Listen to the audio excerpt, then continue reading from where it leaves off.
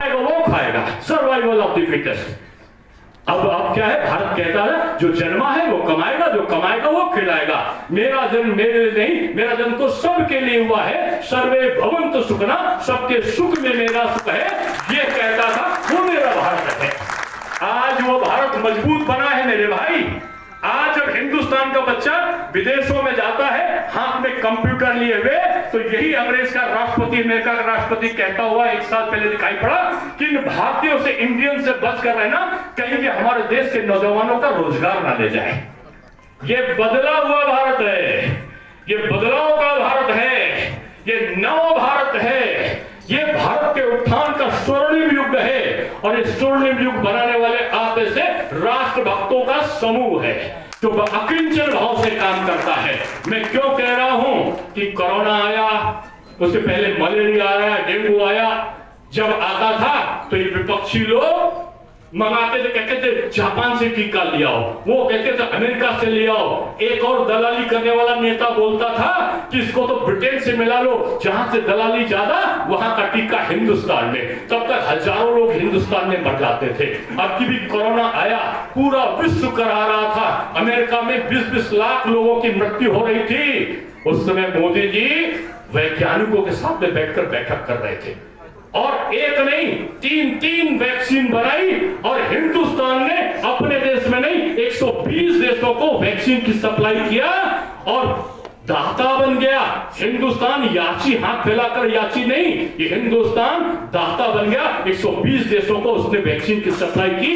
America, आपने पढ़ा होगा, जो अमेरिका दवाओं को भेजता था वो अपने वहां के मरने वालों को बचाने के लिए कह रहा था हिंदुस्तान के प्रधानमंत्री से कि मुझे पैरासीटामोल की दवा भेज दो, कोरोना से हम अपने लोगों को बचा सके। उसके लिए वो आह्वान कर रहा था, और उसके लिए जब वो आह्वान कर रहा था तब हिंदुस्तान ने दवा बेची, तब अमेरिकियों की जान की रक्षा हुई।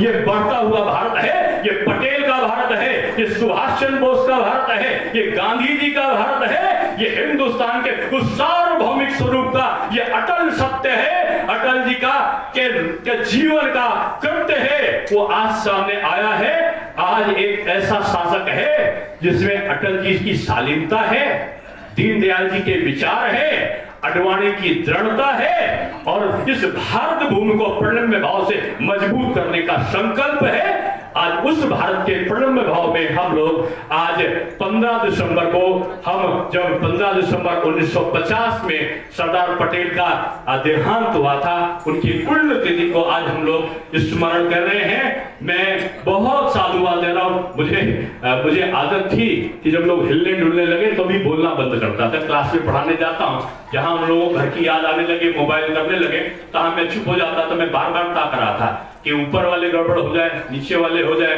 लेकिन आप लोग शांत रहे, इसलिए मैं ज्यादा देर बोल गया अभी, क्योंकि हम लोग को बोलने की आदत ज्यादा है। हालांकि लोग बोलते थे कि घर में जो है औरतों को ज्यादा आदत होती है, लेकिन क्योंकि अब तो 33% का मोदी जी ने आरक्षण दे दिया है, यही महिलाएं इस भारत का नेतृत्व करेंगी। इसलिए आज सरदार पटेल की जयंती के अवसर पर देखिए, मुझे अच्छा लगा कि खुशी महिलाओं को हुई, उनके साथ साथ कुछ पुरुष भी ताली बजाने लगे। लेकिन ताली को बजा रहे हो, इसकी भी तैयारी कर लो कि घर में खाना वाना बनाने का इंतजाम आप ही को करना है। आपका बोले अच्छा, ठीक है, आपने कहा अच्छा है। अब भारत मां की जय बोलने के लिए मेरे साथ देखो, इधर वाले थोड़ा गड़बड़ खड़े हैं, ऊपर वाला कभी देख लेना। एक साथ ये अगड़ा, ये पिछड़ा, ये अनुसूचित, ये दलित, ये सवर्ण सब मिल जाओ, मिलकर ये सरदार पटेल का एकीकरण का भाव लिए हुए एकता और समन्वय का प्रतीक बनके ये बजरंगबली का भूसा बनाओ और दोनों हाथ उठाओ, और हाथ उठाकर जोर से बोलो, बोलो भारत माता की। क्या बात है। और इतनी जोर से बोलो कि जो दिल्ली में बैठे हुए लोग, जो सनातनी व्यवस्था का विरोध करने वाले लोग हैं, जो इसको डेंगू और मलेरिया कहते हैं, उनका भारत मां के लाल का संदेश होते हैं। जोर से बोलो, बोलो भारत माता की। वंदे वंदे वंदे भारत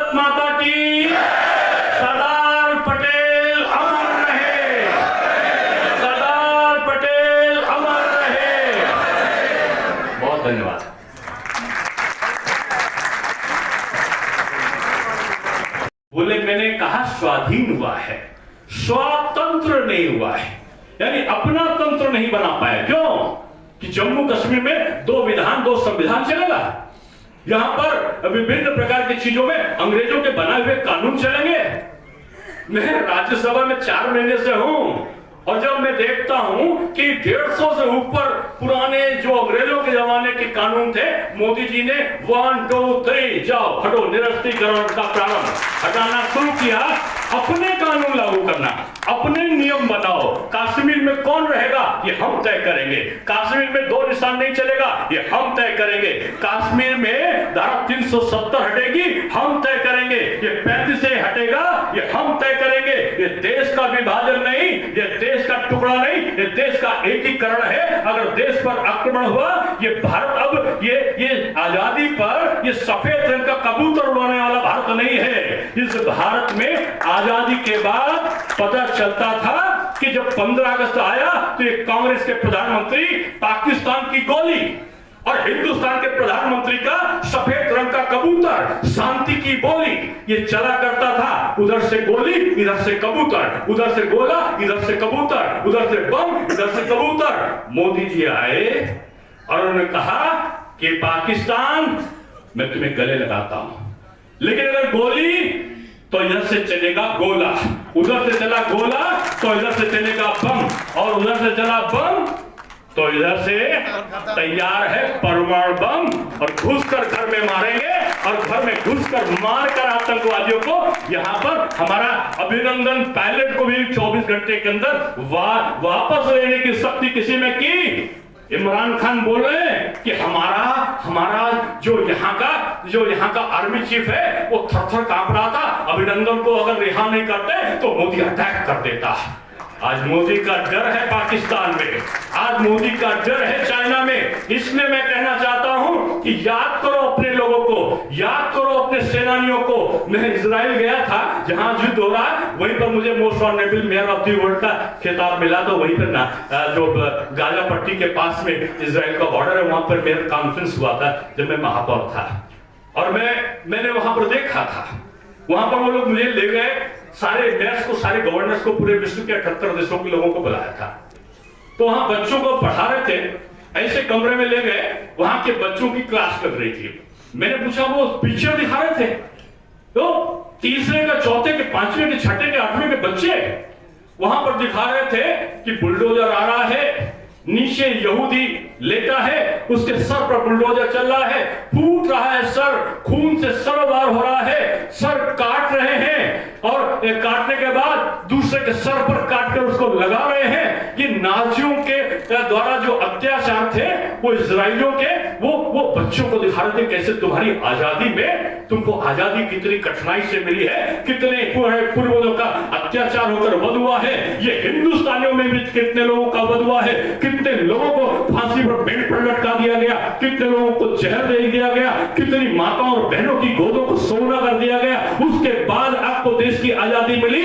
इजराइल में जब वो कर रहे थे कि एक बिल्ली आ रही थी और 5 साल के बच्चे से कह रहे थे कि उसको बिल्ली को ईंटा मार के भगाओ, वो ईंटा मार रहा था और बिल्ली भाग रही थी। हम अपने देश में क्या करते हैं कि अम्मा चुप कराती है बेटा तो चुप हो जा, बिल्ली आ जाएगी, बेटा चुप हो जा, चूहा आ जाएगा। लेकिन कहा चूहा नहीं आ जाएगा, चूहा आया तो ईंट से भगाने की हिम्मत छोटा बच्चा रखेगा। इस प्रकार से आजादी को पैदा किया उन लोगों ने। ये देश के पूर्वज हमें वो शौर्य और पराक्रम दिखाते हैं जिसको हम लोग इतिहासों में नहीं पढ़ पाते। इसलिए इस प्रकार के कार्यक्रम का आयोजन हमारी राष्ट्रभक्ति का एक तरीके से प्रदर्शन होता है। इसलिए मैं कह रहा हूं कि वो जो लोग कहते दे दी आजादी बिना खड्ग बिना ढाल, साबरमती के संत तूने कर दिया कमाल। लेकिन खुद ही राम बोस को देखो, उस भगत सिंह को देखो जो फांसी पर चला गया, उस चंद्रशेखर आजाद को देखो कि वो आज भी प्रयागराज में वो पेड़ दिखाई पड़ता है कि पहले हम अपने को गोली मार लेंगे, अंग्रेजों के हाथ में नहीं जाएंगे। उस उदा देवी को देखो जो पेड़ पर चढ़ जाती है मर्दाना पोशाक पहुंचकर और अपनी गोली से 32 अंग्रेजों को मारने के बाद अपने को गोली मारकर चली जाती है। वो आजादी के तराने हैं। जीतने के बाद तपस्वी का जीवन सरदार पटेल ने बिताया था। सरदार पटेल एक साधुओं के रूप में रहते थे, जमीन पर सोना, एक वक्त भोजन करना, हफ्ते में 2 दिन उपवास रखना, ये क्रिया कर्म करके इस देश के निर्माण को नींव डाली है। आज बचपन में पढ़ता था, एक बीज नन्हा सा एक दिन पौधा बन उगाता है, धीरे धीरे बढ़ते बढ़ते वृक्ष बड़ा बन जाता है। आज ये वृक्ष वट वृक्ष बन गया है।